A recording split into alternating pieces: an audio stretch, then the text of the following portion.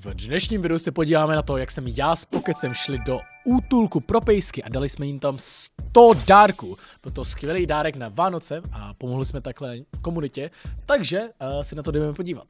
V tomto videu daruju 100 pejskům a kotičkám z útulku dárky na Vánoce. Tohle je první.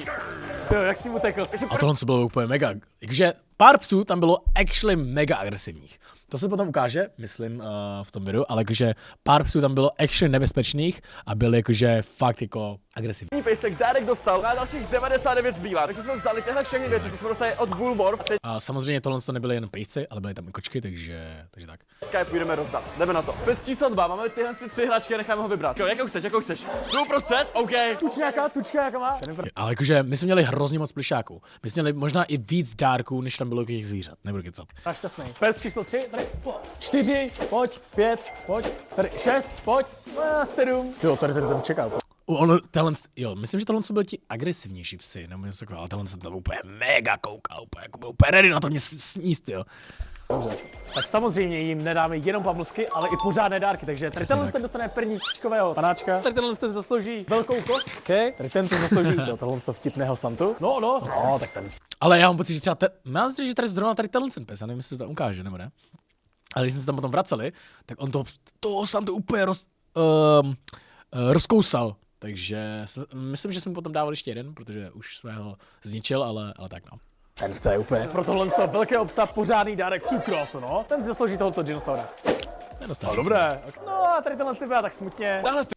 Jo, no, tenhle byl fakt smutný.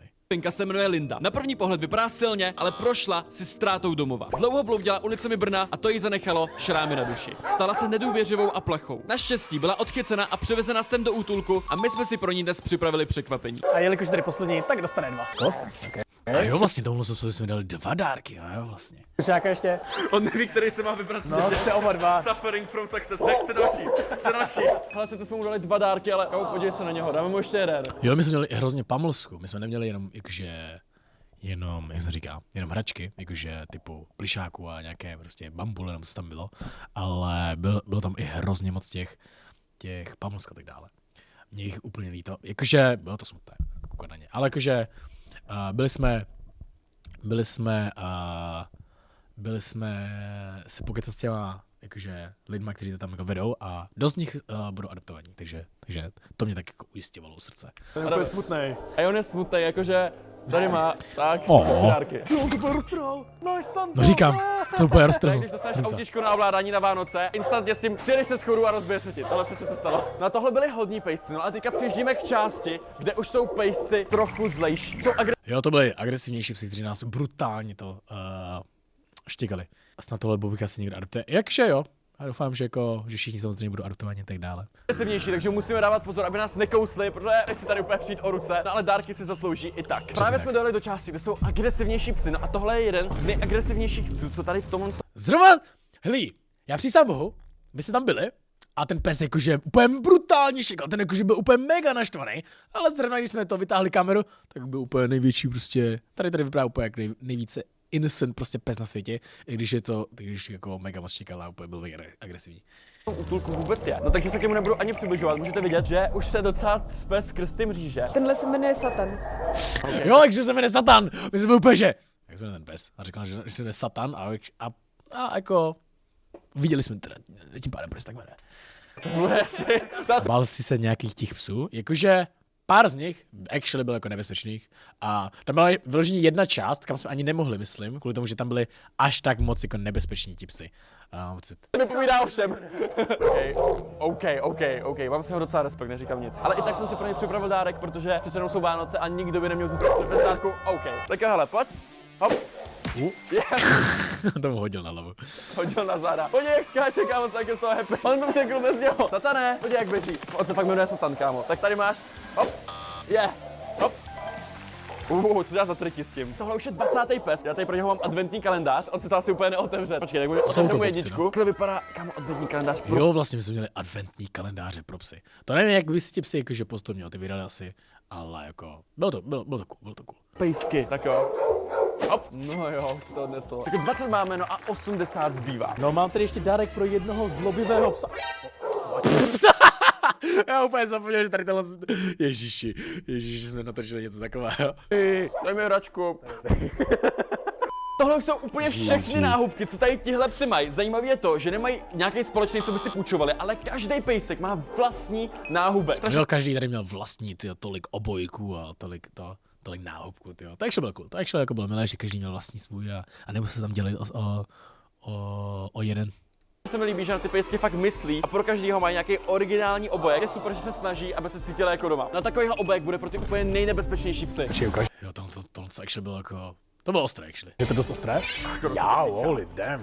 To je mega ostré. To, kdybych viděl na psovi, tak se docela bojím, no. No a za těmito dveřmi Pokud se tam docela hodí, jako za těmi že jo. jsou kočky a psy, co jsou v karanténě. A reálně je tam zakázaný vstup, protože Jo, ty samozřejmě, protože jinak by vás... Jo, ti psi by vás nakazili těma bacilama a tak. kočky a psy mají spoustu nemocí, ze kterých se musí vyléčit, než můžou jít mezi ostatní. Já nic chytit nechci, takže tam se radši nepůjdu. Dám ti 100, jestli tam budeš. Za 100 to ale udělám, za 100 to udělám, myslím. Tak jo, OK, beru. Co za chvíli udělám cokoliv, kámo. Ne, radši tam nechoďte, nechcete chytit třeba plíseň. Počkej, jak jako A jo, no, jo, vlastně on tam nakonec šel. Trapas. plíseň, jak to vypadá? Takový rudý skvrný na kůži, ale je to přenosný na všechny lidi okolo a zvířata. OK, tak to nechci. Na tohle už je Charlie, podívejte se, jak je sakra akční. Hop. Jak běží. Tak musím zjistit, jestli si ten dárek Charlie zaslouží. Zkusím mi naučit sedně, počkej. Tohle byl úplně mega hodný pes. Tohle byl úplně skvělý pes. A já musím říct, že zrovna ten pes byl úplně jeden z prvních, kteří tam budou adoptovaní, jakože, kterého tam po té naší návštěvě měli adoptovat. Sedni. Takhle se to asi neučí, že? Zkusíme si chytit míč, když je takhle hodím do vzduchu. Ne. No, tak, aha. Jo, on byl úplně mega tupý na tady tohle stop. Nedokázal chytnout míček. Actually, Počkej, ještě jednou. Musím se třeba 20krát. 2, 1, pojď. A jo, A tady to už bylo zrovna lepší. chytl. No, tyjo, dobré. No teďka už jsem tady s vedoucí tohoto útulku, která nám teďka řekne něco od z těch dvou pejsí. Tady ti dva pejsci přišli spolu, našli se opuštění běhat na ulici. To vlastně Fenečka a pejsek. A co by se stalo, kdyby se takhle jako nezachránili nebo jako neodchytili na té ulici? Je možný, že by je srazilo nějaký auto, ještě oba ti pejsci jsou hodně aktivní, takže furt někde pobíhají, pořád někde něco loudí. To je super, no, protože podle mě pejsci by prostě měli mít vždycky nějakého páníčka a neměli by prostě jen tak běhat po ulici bez dozoru.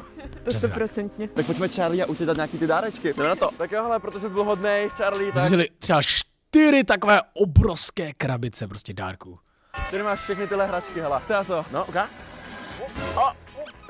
Jak bych si s tím hraje? Pozor, už ji má. Protože by všechny tady tyhle hračky byly pro jednoho pejska trochu moc, tak teďka půjdeme do útulku, rozdělíme je hezky mezi všechny. No, protože samozřejmě přes zimu nebudou venku, protože by mrzli, tak mají takovýhle vnitřní prostory. No a já jsem slyšel, že Uta bude v lednu možná Jo, tady to bylo úplně, koukejte na Utu, to je úplně pěkný pes, úplně cute. adoptovaná, takže si musím ujistit, že její poslední Vánoce tady budou nejlepší. Takže počkat, tady máme, ježiš, pár minut se vysypalo. Jo, takže to byly aspoň dobré poslední Vánoce v útulku. No, ta si dává. No a pokud se vám nějaký pejsek tady z tohohle videa líbil, tak sem stačí přijít. Na pejska si můžete klidně adoptovat. Takže jakýkoliv pejsek nebo Přesně, kočička, klidně. kterou jste tady dneska viděli, tak si můžete adoptovat. No a Charlie, protože jsi byl celý rok hodnej a vůbec se nezlobil, tak dostaneš nějaký vánoční dárky. Dostaneš tady to.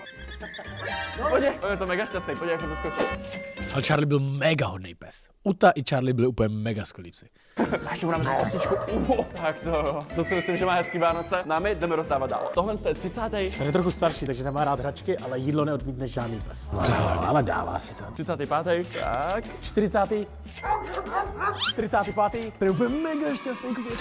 No a tohle je 50. Tenhle se jmenuje Goldie. Jeho majitel se k němu nechoval hezky a tak si vybudoval nenávist. Proč jsi nikoho neadoptoval? Já si nemůžu bohužel nikoho adoptovat, protože žiju furt s rodiči a kdybych přišel domů s nějakým zvířetem, tak by mě poslali do háje. Protože my jsme kdysi mívali, myslím, králíka nebo něco. A potom třeba po měsíci toho, co jsme ho měli, tak ho máme prostě darovat jako jinému. Protože jí úplně štvalo, jak tam smrdí po tom králíkovi a nemyslím si, že bychom mohli mít prostě tím pádem. Hrůza. Vůči lidem. Byl převezen do útulku a dnes je z něj hodný pejsek. A proto mu teď jdeme dát spoustu dárků. Tady máš tohoto růžového slona a ještě pamosek, jelikož jsi tak hodnej kluk. No. A my se teďka vrhneme na kočky. Takže 50 psů jsme úspěšně obdarovali na Vánoce. No a teďka tady máme krabici pro kočičky a ty tady mají různý hračky, To mističky. bylo hrozně, lidi, vy ani nevíte, kolik koček tam bylo, to bylo tolik koček, to bylo tak plné. No a jdeme jim to dát. Teďka máme tady další hračku, pozor. To bylo fajn, jak je to úplně něco nového pro ně, že? Jak to mlátí prostě.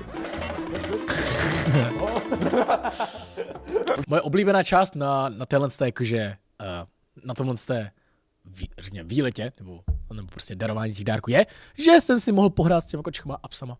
To bylo jakože jeden z top jako věcí, já nevím, jestli víte všichni, ale úplně miluju zvířata, úplně miluju psy a kočky. Sice si to můžete dělat prdel, že jsem Asian a že jo lidi.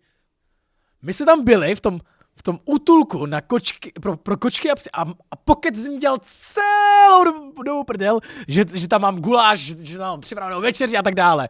Zmetek jeden. 2 kočky máme obdarovaný, no a 48 zbývá, takže toho musíme rozdat ještě mnohem víc. O téhle kočičce mi řekli, že je jediná, co přežila z celé její rodiny. Mám se na ní teda dávat extra pozor, protože je jediná, co byla zachráněna. No ale myslím si, že se i tak zaslouží hezký Vánoce, takže dám tady tuhle tu myšku. Jo, to mi se líbí.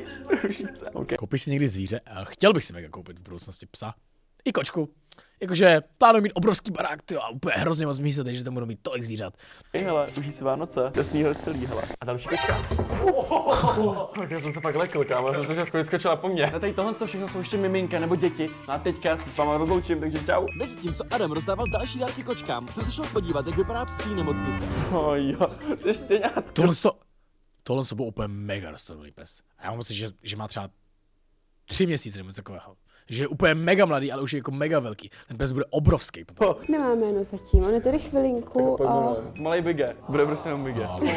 on bude veliký, až vyroste, no. Když je tady nějaký nový pejsek, tak ho tady přijímáme. Většinou je to takový kolečko jako zvážení. Odčerví se, odbleší se, pokud po případě se vykoupe. Pak mu hledáme nový domov. To je ještě úplný To je úplně mega miminko, no. dostalý. Bude k adopci, ne? Bude k adopci, no. No, tak jestli chce někdo teďka štěňátko, tak určitě sem nabíjejte. Máme i takovýhle úplně zbrusunový městičky, které jsou prostě úplně krásný a jsme měli z nějaký, který už tady dosluhujou. Adam pořád ještě nerozdal všechny dárky kočkám, tak jsem se šel podívat na speciální policejní odchytový vozidlo a na pistole, co používají. Tyjo, no, actually, tady tímhle s tím autem, jakože odchytávají ty zvířata. Takhle už vypadá auto odchytové Nejradši bych si adoptoval všechny ty psy a kočky. Legit, kdybych měl nějaký obrovský super barák a farmu nebo něco takového, tak bych to dělal. služby. A můžeme se jít podívat dovnitř. Z tohoto auta se vlezou 3 psy, jedna klec, druhá, potom další pes se vleze z boku. Máme tady přepravky na kočky a různé pomůcky, jako jsou třeba odchytové tyče. A to se už musíte dostat hodně nablízko k tomu psovi, aby to šlo. No. Když pes nechce, tak je to těžké mu nasadit, protože oddělává hlavu, kouše do toho. Když ho třeba chytnu toho psa, tak se mi začne točit. A když před váma pořád utíká, tak ho nějak chytáte. Musím ho dohnat. Jo, takhle. Takže nesmí být moc rychle. Tak do toho třeba chytám. Mám pocit, že tam potom říká, jaké nejšílenější zvířata tam jakože to chytá a mám pocit, že to byly hadí nebo prostě nějaké crazy věci, takže tak. Za buď je zraněný. Dobrý, dobrý. Pak tady máme ještě, jestli chcete vidět, třeba na kuny, když jsou zraněny, nebo ty kočky, abyste to nemuseli jako brát do ruk, kleště na hady. Viděl jsi někdy hada? No už několikrát, krajtu třeba. Tak a pojďme se podívat, jak to vypadá teďka z boku teda. Ty větší psy umístujeme. Tam vzadu máme Dokonce obrovskou pušku, tyjo. narkotizační pušku. Tady dáme šipku uspávací a je laserem. My jsme se tam ptali, že jestli by něco takového dokázal třeba jako složit člověka. Bohužel ne, jakože je to jenom na zvířata. Mě zajímalo, že jestli ta dávka, co v tom je, dokáže položit člověk. Neptejte se, proč jsem nechtěl vědět, jenom mě to zajímalo. Máme i takovýhle krásný dečky, no a rozhodli jsme se, že když jsou ty Vánoce, tak jim tady trošku vybavíme ty jejich pelíšky, aby to tady měli extra pohodlný. Takováhle dečka, OK, trošku větší, než jsem si myslel. No a my jsme tady díky Woolworth samozřejmě přispěli spoustu hraček a dalších věcí, no ale pokud i vy byste se chtěli tady do tohle zapojit a podpořit tady tyhle kočičky a pejsky, co tady jsou, tak vám teď vedoucí řekne, jak na to. My teďka v aktuálních měsících nejvíc oceníme podporu kočiček, protože jich je tady opravdu hodně. Jako těch koček je tam mnohem víc než těch psů.